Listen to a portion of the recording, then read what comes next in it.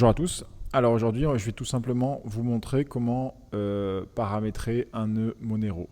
Alors, vous allez sur le site de Monero, getmonero.org, vous allez dans téléchargement. Alors là, il y a deux choix.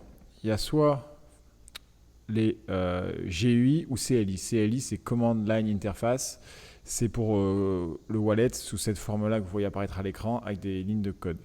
Nous, on va faire le GUI. Pourquoi? Parce que c'est beaucoup plus facile d'utilisation. Et le but, c'est que toute personne qui suive cette vidéo puisse seule, après, faire toutes les étapes et utiliser le logiciel. Donc il est peu probable qu'en passant par le CLI, les gens qui suivent cette vidéo puissent le faire par eux-mêmes. Donc on va prendre la solution la plus simple, qui est le nœud Monero avec l'interface graphique. Donc c'est parti. Donc nous, on est sur Mac. Alors on n'est pas sur macOS Intel, mais il n'y a pas la version pour puce M1, c'est pas grave, même si vous êtes dans le même cas. Il suffit de télécharger et en fait il y a Rosetta, c'est un logiciel qui est dans le Mac qui va faire la conversion pour ça. Donc on se revoit dès que le téléchargement est fini. Donc voilà, on a fini le téléchargement, on ouvre et il va nous demander de sélectionner un mode de fonctionnement. Donc voilà, on arrive ici.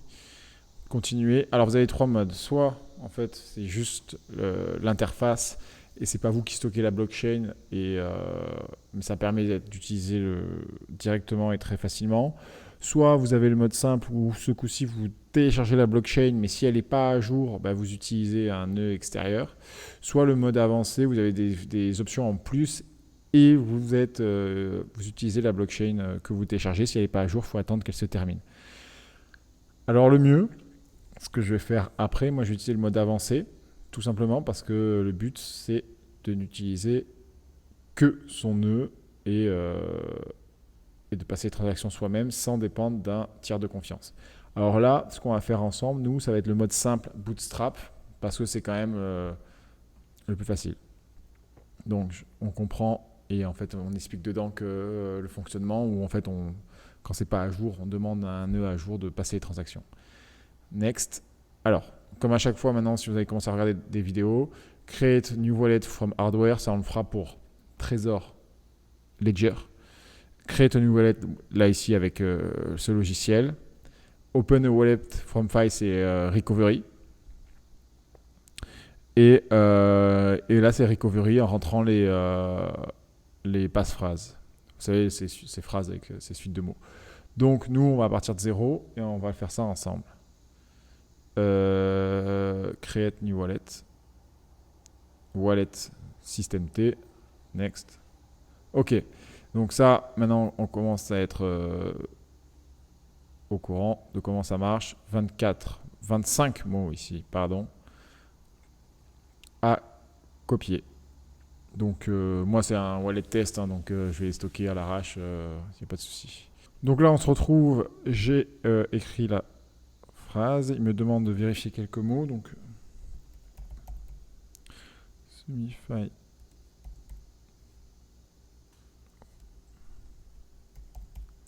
Le 6e, 1, 2, 3, 4, 5, 6, c'est on board.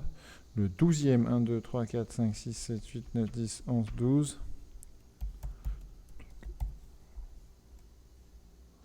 Alors pourquoi il ne le prend pas? C'est le même ici, on va voir.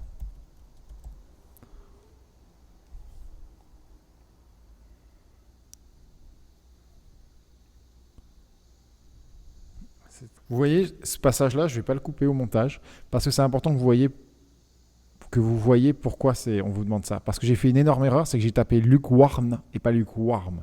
C'est-à-dire que s'il ne demande pas de vérification, moi derrière, j'écris ces mots, et après, le jour où je veux recover, en fait, ça ne marche pas. Après, il y a un moyen, c'est qu'en fait, de tester tous les mots écrits, voir s'ils font partie des mots utilisables. Et donc, du coup, à partir de là, vous pouvez détecter ceux qui sont pas dans le dictionnaire utilisé. Donc, j'aurais pu voir qu'il y avait une erreur, faire tous les mots que j'avais listés et lequel n'était pas dans le dictionnaire. Bon, vous voyez que c'est pas très pratique. Mais bon, au moins, c'est ça qui est bien comparé à des vidéos courtes.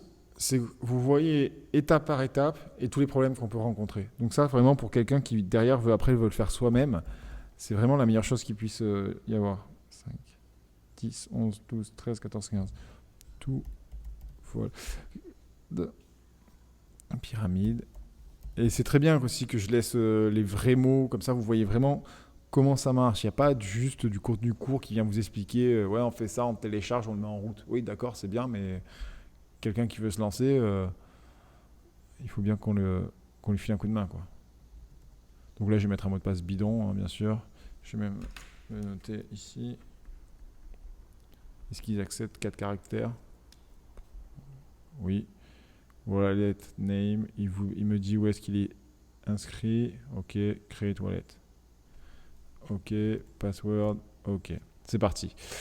Wallet not connected, network statut, searching node, starting the node. Donc là, en fait, ce qui va se passer, c'est que on va tout simplement attendre que le nœud se synchronise. Voilà. Il a trouvé, synchronisé. Et ensuite, on ira donc, comme on a fait sur la vidéo Bitcoin avec le Trésor Wallet, réception ou demande de paiement, mais nous, on va s'en tenir à réception. Et ensuite, on fera paiement. Donc, je vais recevoir des Monero et j'en enverrai. Allez. D'ailleurs, la question, c'est est-ce que c'est directement utilisable maintenant, celui-ci? Synchronizing. On va attendre. Non, on va attendre que ce soit fini de synchroniser. Parfait. À tout à l'heure alors. Retrouve. Voilà, le statut du réseau connecté, synchronisé. C'est parti. Donc, on va dans recevoir et on nous demande d'envoyer à cette adresse. Donc, je vais en envoyer ici. On se voit de suite. Je vais faire un paiement et on va voir ce qui se passe. Donc voilà, donc là on se retrouve sur exactement la même interface, sauf que j'ai viré 1,2 Monero, donc là il y a les frais de transaction en moins, sur le wallet. Voilà. Ensuite, maintenant on les a, donc dans notre account, on a ici, vous pouvez créer d'autres accounts, ça c'est vous qui voyez. Voilà, donc là c'est tout simple. Après dans les réglages, il y a le mode marchand qu'on verra une autre fois si vous voulez l'utiliser ça pour vos business. Maintenant, on a donc téléchargé le logiciel, on l'a mis à jour, on a reçu et il manque envoyer. Donc là, on va rentrer l'adresse où on veut que ça parte et le montant. Donc je vais renvoyer 1.1 Monero. Deuxième récepteur si je veux en envoyer. Description, bon tout ça, on n'est pas dessus. Et on voit amount is more than unlocked balance. Parce qu'en fait, j'ai pas fait attention, j'ai pas assez attendu. Il faut que j'attende encore 16 minutes à peu près pour que les sous reçus soient disponibles. Donc on se revoit d'ici une vingtaine de minutes. Voilà. Un peu plus tard que les 16 minutes. Les montants, si je vais ici, sont disponibles. Vous voyez là. Donc on va aller dans envoyer. Je rentre l'adresse, je vérifie qu'elle est bonne et ensuite je fais envoyer. On me demande de confirmer que je veux bien envoyer à cette adresse, calcul des frais en cours et c'est parti. Ça crée la transaction, ça mouline un petit peu, je confirme, je rentre le mot de passe qu'on a configuré tout à l'heure et je valide. Tac, et voilà. Donc là on a vu ensemble comment télécharger le logiciel Monero interface graphique. Recevoir, envoyer et mettre à jour. Avec ici au début quand on a synchronisé. Voilà. Parfait. Du coup, on a vu tout ça et on se voit bientôt pour un nouveau contenu. À la prochaine. Ciao.